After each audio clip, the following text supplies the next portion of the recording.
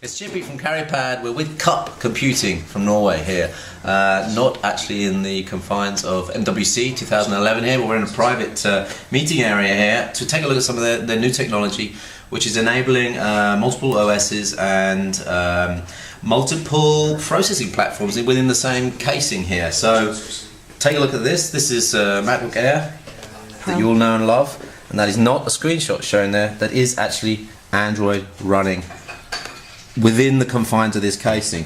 It's not running on the Mac, so to speak. What Cup have done is they've actually integrated an ARM v7 processor into this casing as well, and using their proprietary technology, which works through the South Bridge to connect all the devices, the memory, RAM, etc., etc. You get this ability to actually switch between operating systems within the same device. So if I just switch this button here, we've gone straight back to Apple. Standard operating system, everything is working here, and that was working in the background as we did work with Android there. I'm going to switch back again.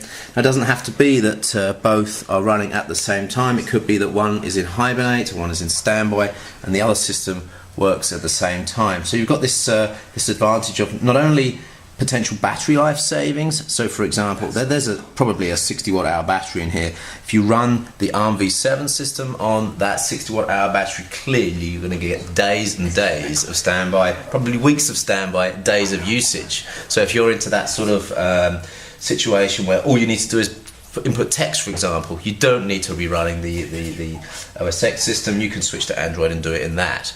There's also another advantage here, which is if you, and we talked about this a lot on CarryPad, which is the different types of full internet experiences you get from the mobile and from the desktop operating system, where desktop allows you to have the power to run full apps, web apps with Flash running perfectly and everything else.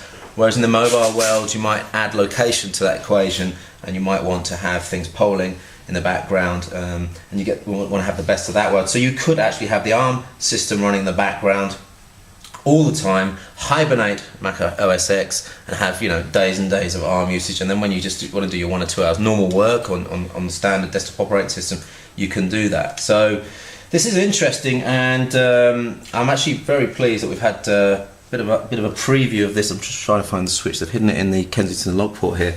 Pretty pleased that we've had a preview of this, because we've seen it in a couple of products before. I don't know if you remember, back to 2006 it was, in the UMPC world, the dual core product, which actually never came to market. A lot of people were excited about that. The HTC Shift had a feature where you could actually run Windows Mobile and Windows 7 within the same casing as well. But this goes one step further and indicates all the devices, memory, RAM, and I think this is a really neat and tidy solution.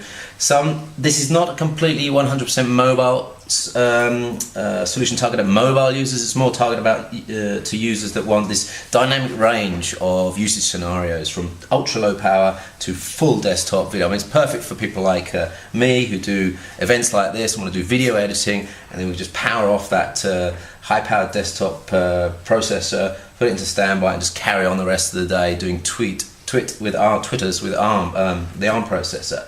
So for people that want that dynamic range, and for also people that want the multiple OS choice. And of course, I'm thinking of scenarios now where you've got virtualization running on the x86, so you get 2 or 3 operating systems running there, and then you've got virtualization running on the ARM, you get 2 or 3 operating, you've got the works, everything's going to happen. So interested to see what happens here. Q2 for the first product from Cups, Q4 possibly second product, so we'll keep a close eye on these guys and see what happens, because this really could enable some really amazing computing scenarios. This is Chippy, CarryPad.com, with Cups at the Mobile World Congress 2011.